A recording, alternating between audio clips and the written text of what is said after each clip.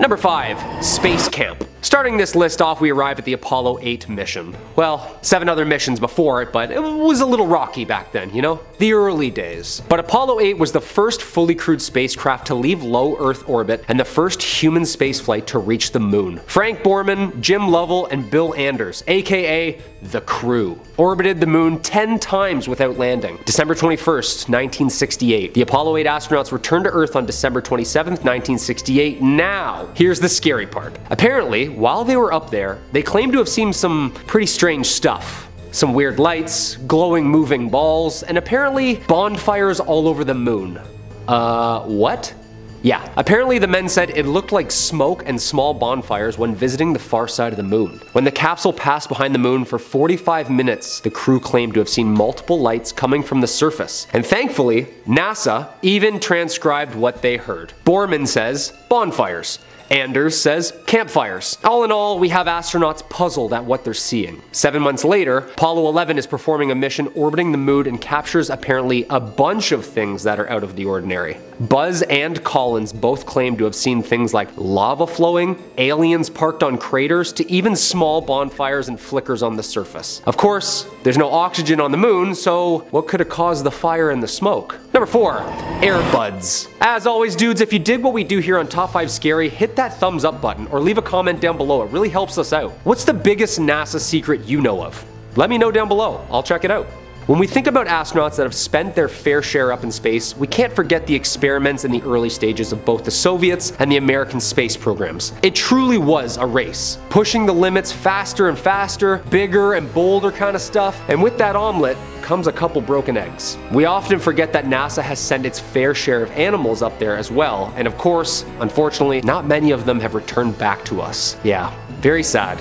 Science is one of those things where its benefits are tremendous, but the hypothesis parts sometimes are a little dark and grim. We remember Laika, the space dog, and her 103-minute cosmic journey aboard Sputnik 2, but let's not forget the infamous Able and Baker. This was the American version of Laika, only a year later too. 1959, the United States launched one female rhesus monkey named Able and one female squirrel monkey named Baker into space. This mission lasted only 15 minutes and they both safely returned back home. Their predecessors, not so lucky. See, a couple of animals have yet to return from their space mission. Mice, geckos, dogs. It was a different time. To announce their successful flight, NASA unveiled Able and Baker to journalists in the same room where just a month prior they had introduced the Mercury 7 crew as the country's first human astronauts. Big jumps, right? Sadly, after the training and missions, both animals passed. But you can visit them at the Smithsonian National Air and Space Museum where they're both on display. A little dark and grim, but we pay homage. Number 3. Valkyrie. NASA has been experimenting with a little bit more tech in the last 20 years. A little bit more robotics instead of fitting humans into a capsule. Seems like this next project has been in the works for some years, but under silent lock and key until recent years. Valkyrie is the name of the NASA's new semi-secretive AI project. Taken from Norse mythology, Valkyrie is designed to be a robust, rugged, and entirely electric humanoid robot capable of operating in degraded or damaged human-engineered environments. The NASA R5, aka Valkyrie, is the size of a full human adult with a 7-digit price tag, putting it a little bit more expensive than the very terrestrial Tesla bot. This robot was originally built for the 2013 DARPA Robotics Challenge. The 6-foot, 300-pound piece of machinery represents the future of space exploration. It's the first step towards a goal of human colonization on Mars and other planets in our solar system. Dude, this is nuts! High hopes for the robot. However, currently tethered to the ceiling of a warehouse in Lowell, Massachusetts. Oh. The Lowell model is one of 4 units produced by NASA. The space agency held on to one robot for its own purposes and awarded 2 to the research of Northwestern and MIT, while the 4th lives in Scotland's University of Edinburgh. The 4 models are being tinkered and tailored on as we speak. Long story short, we've reached a peak in space travel where maybe living things don't have to make it or break it anymore. To reduce hazards and prevent any more life being lost or altered for science, the Valkyrie is an option for NASA to search very hazardous environments while keeping a pretty safe distance while doing so. Number 2. Ice cold. We all know about Jupiter's moon Europa. I was like 18 when I found out about all the planets' moons in our solar system. Yeah. Did you know that Jupiter has 79 moons? Like 79. Yeah, we have 1.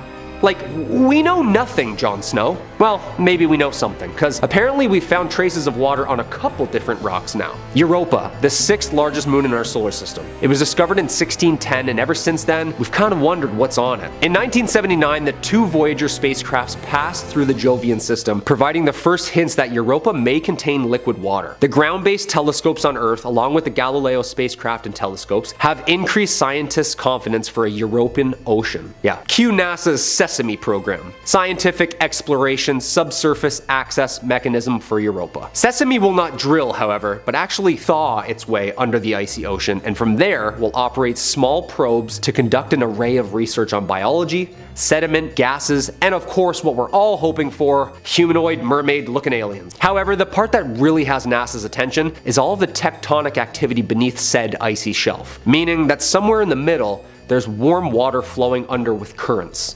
Yeah, creepy. In 2011, NASA awarded Stone Aerospace $4 million to fund Phase 2 of Project Sesame. Phase 2 of the project consisted of testing the cryobot in Alaska in 2015. Phase 3 of the project will use a swarm of tiny robots the size of cell phones to whisk through the water beneath the thick icy shelf of Jupiter's moon looking for evidence of alien life. The tiny robots would be released underwater, swimming far from their mothership to explore a new world. Basically, the cryobot melts its way through the subglacial lake, collects samples, resurfaces, and comes back home. Yeah, seems like an alien movie plot just ready for scripting, huh? And number 1, Artemis 1. So we haven't been back to the moon since 1972, but why? Well folks, we're going back. And soon, like 2 weeks soon. Yeah, I didn't know either, as I'm a millennial who doesn't watch the news on TV. We're going back to the moon, people, but not the Apollo program anymore. No, we've changed the name to another Greek name. They're twin, Artemis. Apparently, Artemis 1 will be the first in a series of increasingly complex missions to build a long-term human presence on the moon for decades to come. Oh yeah, we're staying. Like building forts and stuff. The primary goals for Artemis 1 are to demonstrate Orion's systems in a spaceflight environment and to ensure a safe re-entry, descent, splashdown, and recovery. Basically like the full shebang. Yeah, not taking any more risks, huh NASA? Safety first kind of deal. I like it. Not a long mission too. September 27th they're supposed to launch and splash back down here in November. Like 38 days long. Nice little quick one. And then reevaluate and select the people. Yeah, dude, this is sick. I'm down with Phase 2 space stuff, you know? Like, let's get that robot up there. Number 5. With the James Webb Telescope, NASA has found a way to be able to peer back into time, literally, and look deeper into the cosmos than ever before. The speed of light is 300,000 kilometers a second, meaning that it takes about 8 minutes for light from the sun to hit Earth, meaning the rays of the sun are not real time, but rather already 8 minutes old when you see it. So using that same thinking, most stars are light years and light years away. And for those at home, a light year is 9.46 trillion kilometers.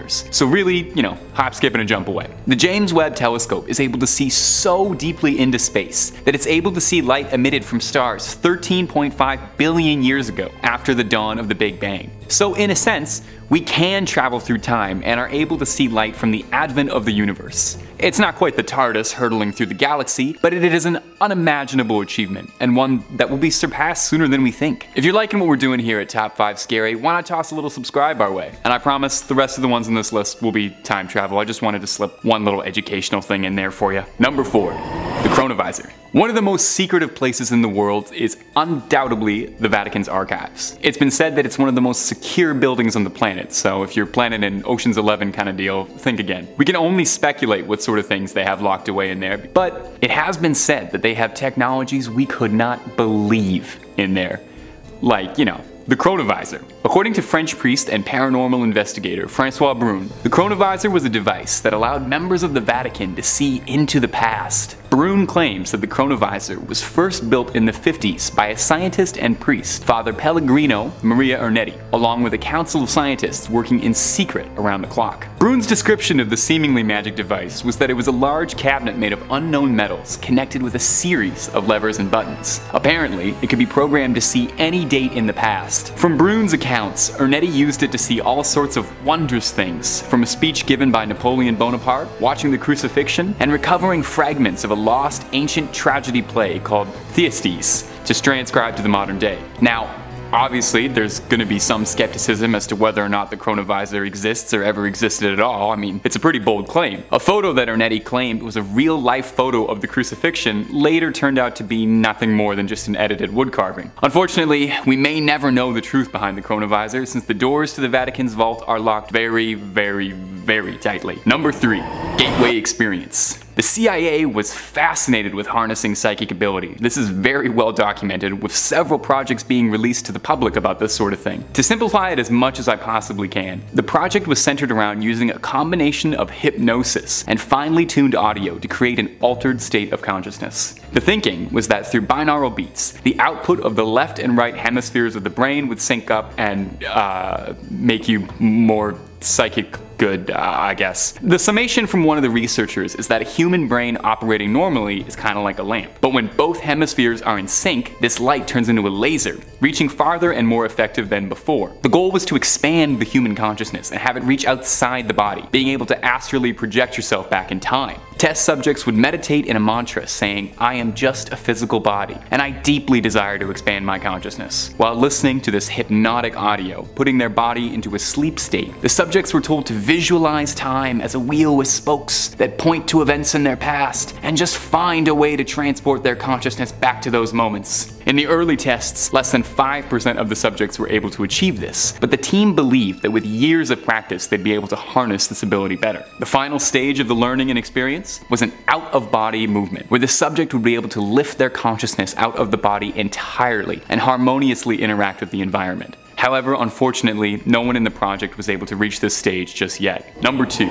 In 2019, Reddit user Flard posted a story captioned, "Time travel is not what you think it's like." In the post, the user named Clark details the experience he had in college at Georgia State University when he was approached by someone scouting for a clinical trial dubbed Project BTAOW33. A little disappointing that it doesn't have a super cool name like Project Majestic or Project ZK47 or something, but okay. Going along, the researchers promised to pay for Clark's tuition in exchange for participating in a clinical trial. Clark met with the researchers and was taken to a small nondescript house in the Georgian mountain woods, wherein laid a silver metal house with a ring surrounding it, which the crew insisted the test subjects avoid coming into any contact with. Clark continues and says that there were only 2 other people participating in the trial with him, 2 other students of a similar age, a young man and a young woman. The 3 of them were ushered into the home and introduced to the experiment. The doctors told them they would be launching 3 hours into the future, and the entire house would be transported, and in 3 hours they would reapparate. The doctors reassured them that it would be completely safe, as they'd practiced on rats and dogs, although they didn't know what it would feel like. After a brief explanation, the doctors drove off to their control site to begin the experiment. And here's where it gets weird. Clark claims that outside became dark instantly.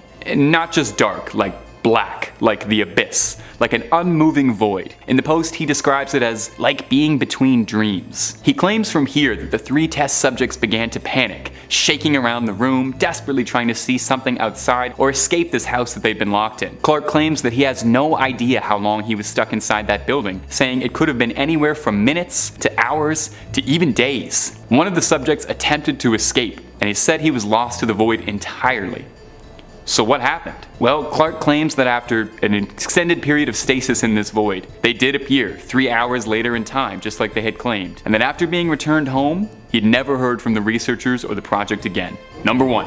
The Philadelphia experiment was a US military experiment performed sometime around October 1943. The USS Eldridge was the center of these top secret Black Ops level tests. Officially, the project was to prototype advanced cloaking technology, with the intention being able to render an entire warship invisible. Think like what the Predator does, but for a battleship. Well, that would already be unnerving enough. Legend has it that the story runs deeper than that, and that the cloaking, ironically, was a cover for the true reason behind the trial, which was experimenting with time travel. Witnesses of the experiment claim that they saw the USS Eldridge disappear into a cloud of green smoke surrounding the ship, where it then vanished, before reappearing after a few seconds.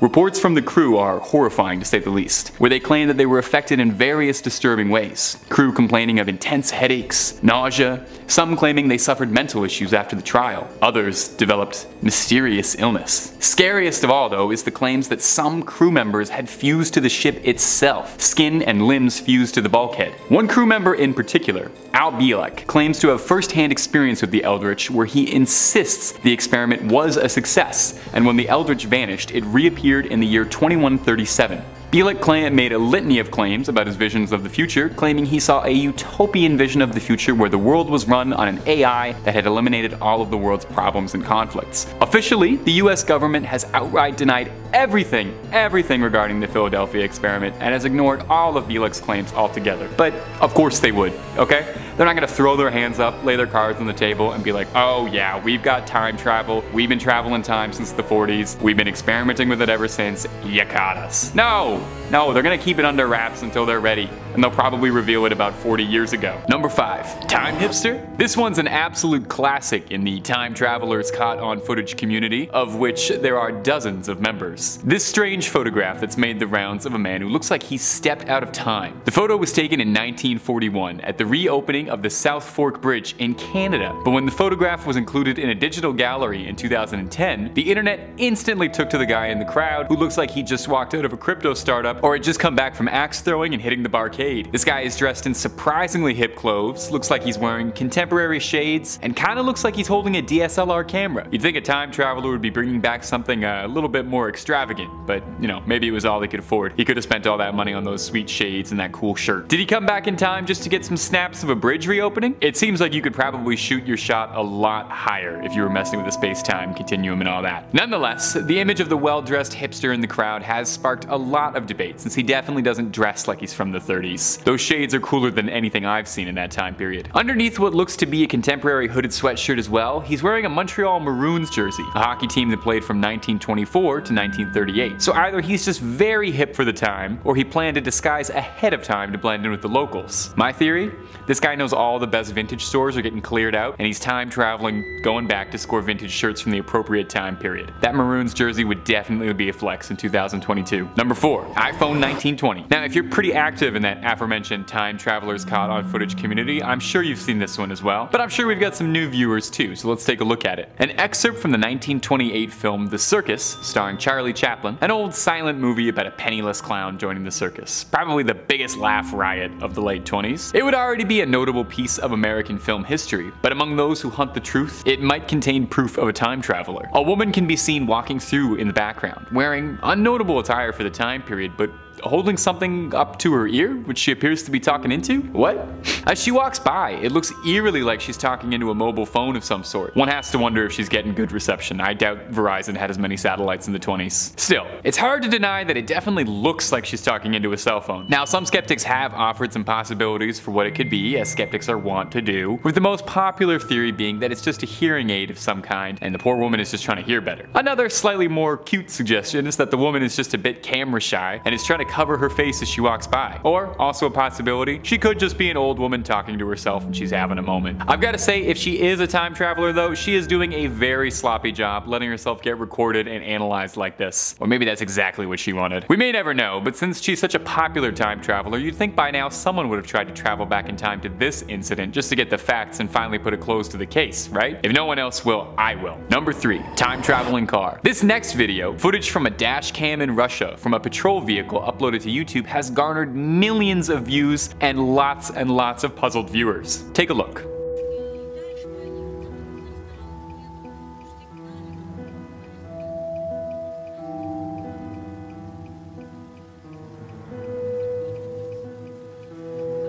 We can see a fairly ordinary scene, a blocked up intersection and jam-packed rush hour traffic. As the car in front of our car starts to drive forward, it turns to the left and we see another car appear out of completely nowhere, like it just materialized out of the ether. Now, the most logical, sound, and scientific explanation is obviously that this car is a ghost, but let's try and take this seriously for a bit here and use our brains and think rationally. It is possible that this is a Back to the Future situation, and this car is traveling through time and just happens to be materialized surprising, careening through this intersection. I mean, when you watch this clip, it really does seem like this car comes out of nowhere. You don't see it at all until you do. Now, unfortunately, a strong bit of evidence against the time travel theory is that we don't see any blazing tire treads on the road, which is a universally recognized sign of proof that a time traveling car has been through here. Still, until we get a scientist of some kind to take a look at this clip and explain to me indisputably what is happening, I am resigned to say that this is absolutely time travel. Number 2. Pandora's Macbook. Take a look at this ancient Greek statue. It depicts a young girl offering something of note to what looks to be a noblewoman accepting the gift. Taking a look at the gift though, it looks suspiciously like it's a little girl trying to show an older woman something on her laptop. I mean, look at it. It's even got charging ports in the side. And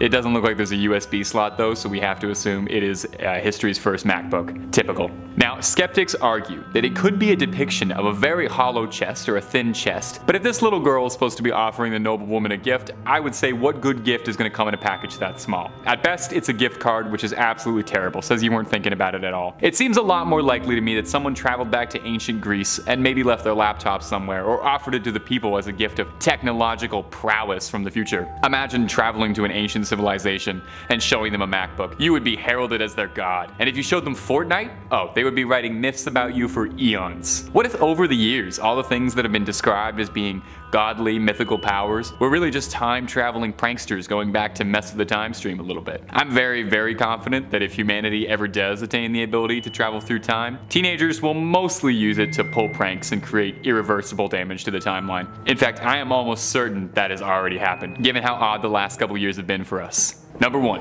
Keanu Reeves. Keanu Reeves may very well be the greatest actor of all time. A big statement, I know, but it is a hill I will protect with my life. Name a bad Keanu Reeves performance. You can't. From Neo to John Wick to Johnny Silverhand all the way to Theodore Logan III, Keanu Reeves always delivers. And it makes sense because he's been acting for a very long time. Maybe a very, very, very long time. There are an alarming amount of paintings and photos throughout history of people who appear to be the stunning image of Keanu Reeves. Now, the most likely answer, of course, is that Keanu Reeves has been traveling through time several times to research and prepare for whatever role he needs. Here he is as King Charlemagne, who was buried hurriedly in cold weather, perhaps as a way to cover up that the actor had to leave the role and there was nothing to bury. Here he is as Paul Mounet, a French actor who appeared in multiple silent films, who would later go on to be a professor. When Mounet passed, his body was never found, probably because he had to travel back to our timeline to be on The Tonight Show. Worth noting is that when directly confronted about his possible immortality or latent time-traveling ability by Jimmy Fallon, Keanu did not outright deny it, instead only offering the quote, "We're all stardust, baby," which is absolutely something a man who has seen the depths of the cosmos would say. In a 2014 interview, when questioned about giving away the sum of his Matrix earnings to the stunt crew, he responded, "Money is the last thing I think about. I could live on what I have already made for the next few centuries."